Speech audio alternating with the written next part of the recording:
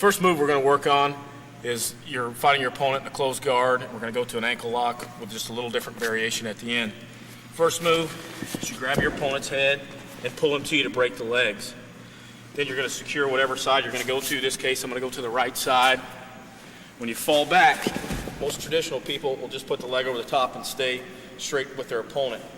What you need to do is lace your right leg underneath your opponent's other leg to trap it and hold it down. Then you're going to slide towards your opponent and put your butt to your opponent's butt. And what this does, it prevents your opponent from mounting you and coming up on top of you, no matter how hard he tries. Go ahead, Shaun. He can't come up on top of me before I get the ankle lock on. Like I said, you can still do it with one hand, maintain your balance back here, but if you have to crank it, all you have to do is grab your other hand and lean back. Same rule applies. You want to make sure your knees are squeezed together on your opponent's leg that you're ankle locking. Hold this foot down in case you're in a no-rules fight and you could possibly get a kick off. And you want to lace this underneath here so you've got this leg trapped with your top leg and also the squeezing of the knees. And again, hips out, pull up. Make sure the bony part of your forearm is on the Achilles of your opponent. A lot of guys get in trouble putting ankle locks on. They don't have bone to bone, and that's when an ankle lock works the best. Also, you can go from here.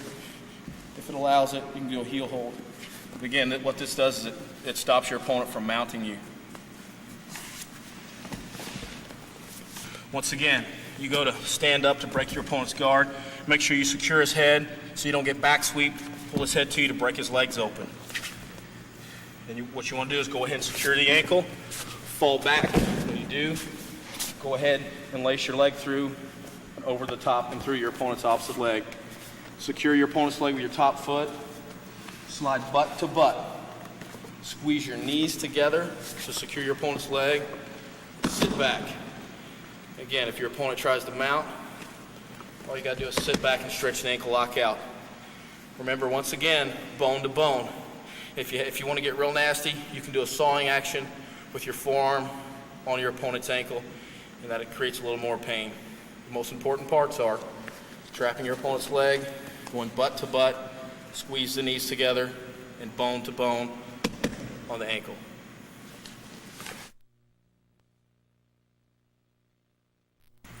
The second move we're going to cover here is going to be a rollover to a knee bar, what's called a knee pinch and sambo. The situation we have set up here is your opponent's going to try a hook throw. You've got your legs laced. This leg is hooked and laced underneath your opponent's far side leg, and your close side leg is also going to be laced underneath here. And what you do is the opponent's going to try a hook throw. You just duck and roll. You take your right shoulder and you roll over. The important part is to catch your opponent's foot with your right hand, his left leg with your right hand. And you see how his leg is already extended. My ankle goes to his ankle, and all I'm gonna do is place downward pressure, and that's gonna be the leg bar. What I have over here is a knee pinch. My knee bone is going in his Achilles right there, and that's also pain. But this is probably gonna be your best move right here, because some people aren't susceptible to the knee pinch. It's just hips up, just like you would do with an arm bar or anything else. Hips up at the area of the joint, and place downward pressure with your ankle. I guarantee he's going to tap. Once again, the move's not going to work if you don't have both legs laced. The opponent's going to, and this is a realistic move. It seems a bit fancy, but it is realistic in that he's going to go for an elevator or something like that. Just take your shoulder and dive through. And when you do, catch this, because if you don't, your opponent's going to come out of your move.